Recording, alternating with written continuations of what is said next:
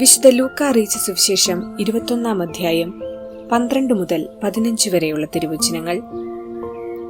ഇവയ്ക്കെല്ലാം മുമ്പ് അവർ നിങ്ങളെ പിടികൂടുകയും പീഡിപ്പിക്കുകയും ചെയ്യും. അവരുടെ സിനഗോഗുകളിലും കാരാഗൃഹങ്ങളിലും നിങ്ങളെ ഏൽപ്പിച്ചു കൊടുക്കും.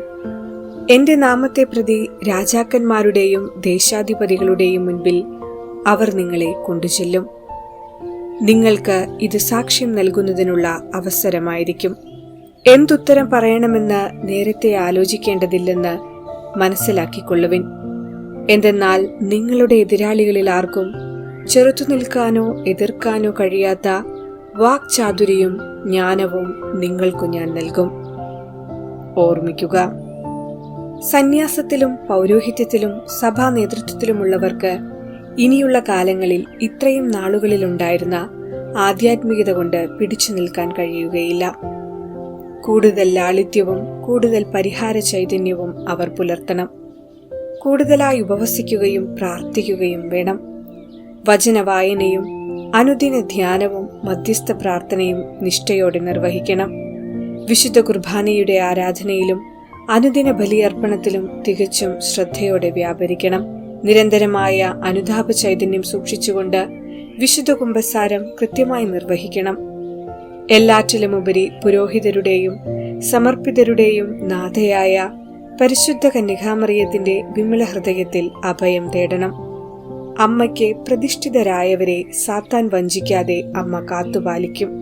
അവർ അമ്മയുടെ സവിശേഷ സ്നേഹഭാജനങ്ങളായിരിക്കും.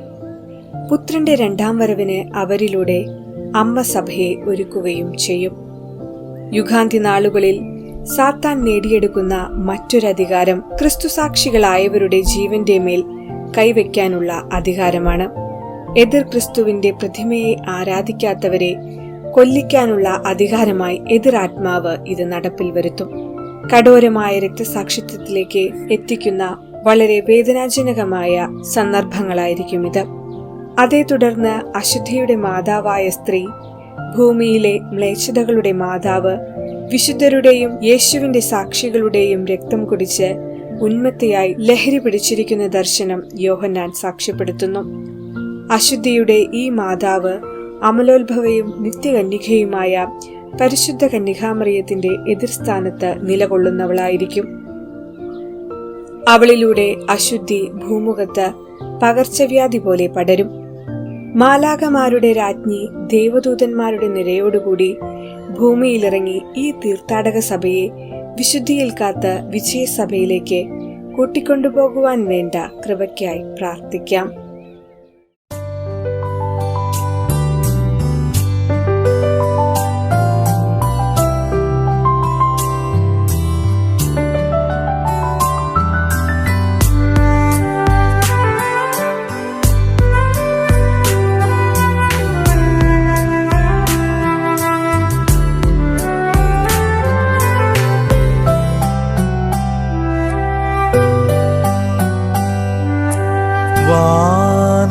വാനവീഥിയിലേ ഒളിവിളക്കേ, ഈ ലോകവീഥിയിലേ വഴിവിളക്കേ, വാടും ഹൃദയ പൂവിലൊരു മഴയായി കുളിരായി വരുമോ നീ? വാനവീഥിയിലേ ഒളിവിളക്കേ, ഈ ലോകവീഥിയിലേ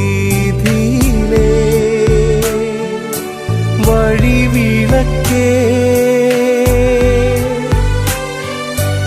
വാടും ഹൃദയ പൂവിലൊരു മഴയായി കുളിരായി വരുമോ നീ?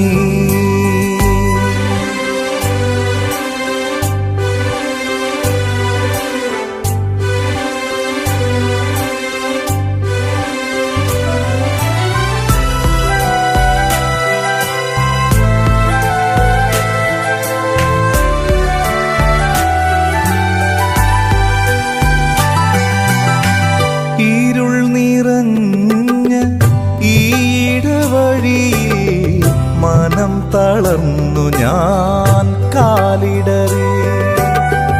ഇരുൾ നിറഞ്ഞ ഈടവഴിയിൽ മനം തളർന്നു ഞാൻ കാലിടറി.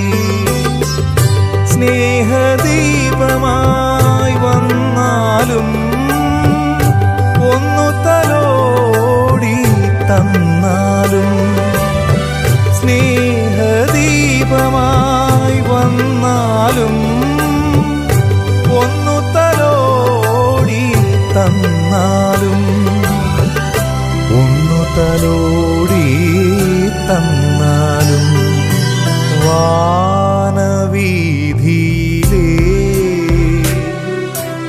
ഒളിവിളക്കേ, ഈ ലോകവീഥിയിലേ വഴിവിളക്കേ, വാടും ഹൃദയ പൂവിലൊരു മഴയായി കുളിരായി വരുമോ നീ?